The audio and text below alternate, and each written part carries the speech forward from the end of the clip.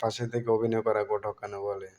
আমার থেকে ভালো কাউকে পেলে আমাকে ছেড়ে যাওয়া সেটা এক ধরনের সার্থকতা, ভালোবাসা না।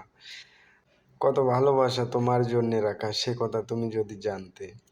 বুক চিরে দেখালে সবার আড়ালে মুখ লুকিয়ে হয়তো তুমিও কাঁদতে।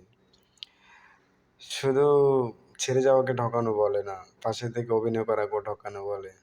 আমার থেকে ভালো কাউকে পেলে আমাকে ছেড়ে যাওয়া সেটা এক ধরনের সার্থকতা, ভালোবাসা না। হ্যাঁ, আমাদের এমন মানুষের প্রতি ভালোবাসা হয়, এমন মানুষের প্রতি আমরা আকৃষ্ট হই।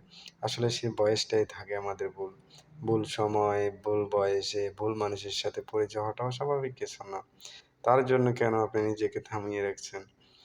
জীবন থেমে থাকে না। মানুষ থমকে থাকে না। সময় কারোর জন্য অপেক্ষা করে না। সময় সময়ের গতিতে যায়।